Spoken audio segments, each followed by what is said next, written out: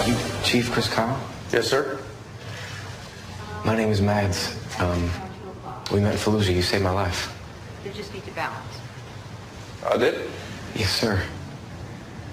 We were stuck in a house until you came in with 1st Marines. You were the one that carried me out. All right, that was a clip from Warner Brothers' blockbuster new film, American Sniper, based on the life of the most lethal sniper in U.S. history, Chris Kyle. At face value, American Sniper serves to highlight some of the most disturbing consequences of this war. It humanizes the struggle of soldiers returning from combat with post-traumatic stress disorder. To that shocking killing of legendary Navy SEAL Chris Kyle. The most lethal sniper in U.S. history was gunned down at a Texas shooting range and arrested a troubled former Marine whom Kyle was trying to help. ABC's Ryan Owens has more from Dallas. Good morning, Ryan. Good morning to you, George. We're told that young suspect idolized the sniper Chris Kyle. So many people did. He was an American hero who survived so much at war, only to be gunned down here at home. I loved the job, you know, the guys, the camaraderie. Chris Kyle knew the toll combat takes as well as anyone. He served 4 tours in Iraq, won 7 medals for his bravery, and killed more of the enemy than any sniper in U.S. military history. The former Navy SEAL talked about that transition from war to home just weeks ago to the website guns.com. Now all of a sudden, you don't have an identity. You have to learn a whole new way to act. Kyle volunteered to help vets suffering from post-traumatic stress disorder. Police believe he was trying to counsel 25-year-old Eddie Ray Ross at a gun range southwest of Dallas. The suspect's mother, she may have reached out to Mr. Kyle to try and help her son. And we kind of have an idea that maybe that's why they were at the range, for some type of therapy. But detectives say shooting practice turned deadly Saturday when the young former Marine snapped, turning his gun on the sniper he reportedly idolized, allegedly shooting him and his friend, 35-year-old Chad Littlefield, at point-blank range. Police say he then stole Kyle's pickup truck and led police on a chase. Tap.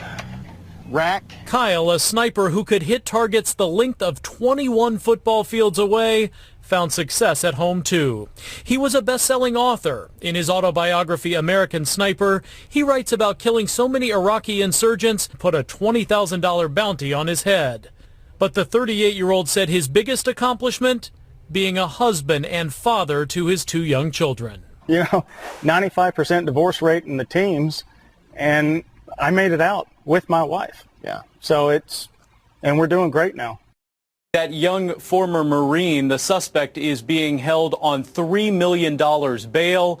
George, he will be charged with 2 counts of capital murder, 1 for each of the men who were trying to help him. I want to talk about the hard part of this, because explain when he finally decided, all right, I'm going to stay home. I got my wife, I've got my kids.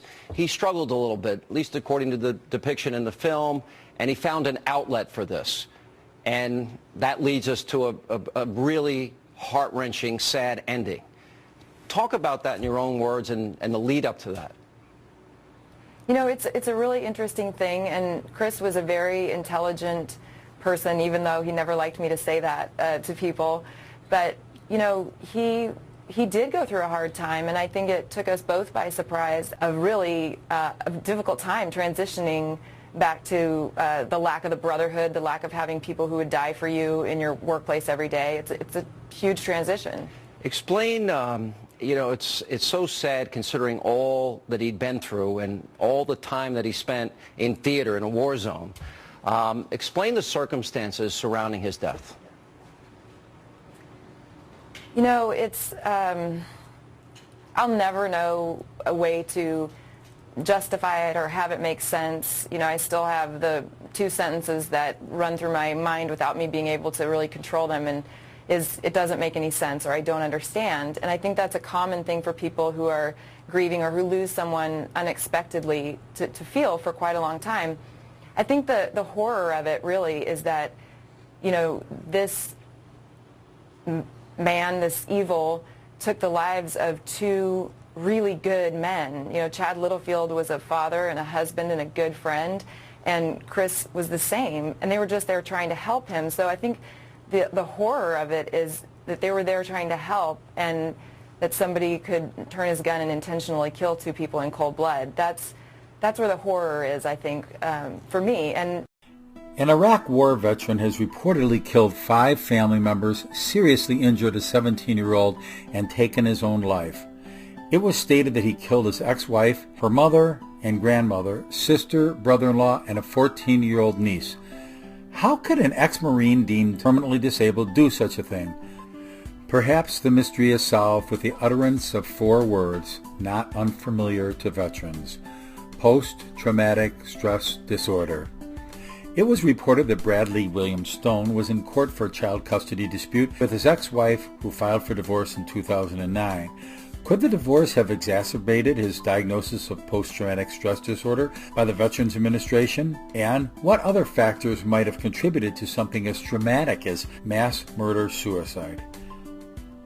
As it came out in court proceedings, Mr. Stone resented his divorce and his ex-wife's recent engagement to another man. Making matters worse for his mental state was a court custody decision regarding his children. It was also reported that he stalked and intimidated his ex-wife to the point where she was afraid to go home, not knowing if he would be there. Having been haunted with demons of post-traumatic stress disorder since being a soldier in the Iraqi War, these added emotions and negative thoughts may have created an imperfect storm of sorts that could have tipped the scales, overloading his amygdala, putting him over the edge. Post-traumatic stress disorder is a subjugated condition which can cause angry reactions towards oneself and others. Characteristic with the condition are thoughts and memories that can cause a person to experience defenselessness, helplessness, fear, rejection, isolation, depression, and a foreboding future. The individuals arbitrarily and capriciously relive their traumatic events through dreams, hallucinations, and traumatic flashbacks. They attempt to avoid people, places, and situations that trigger undesirable feelings. The victims may also experience reclusiveness, flat affect, insomnia, or sustained sleep, irritability, and nervousness. Bradley William Stone likely felt threatened, overpowered, and exploited, which appears to have caused the amygdala, fear center of his brain, and emotions to override the neocortex rational part of his brain. In that altered state, he may have concluded that the solution was to eliminate the people he viewed were responsible for his pain, including himself. Many experiencing post-traumatic stress disorder struggle with suicidal or homicidal ideations. Soldiers returning from war are often susceptible to the impulses of killing than a civilian who has never experienced life-and-death battlefield engagements. Some experts believe pharmacotherapy may assist in mitigating symptoms. Other clinicians prefer modalities such as cognitive behavioral therapy, exposure therapy, psychodynamic family and group therapy to lessen the effects of post-traumatic stress disorder.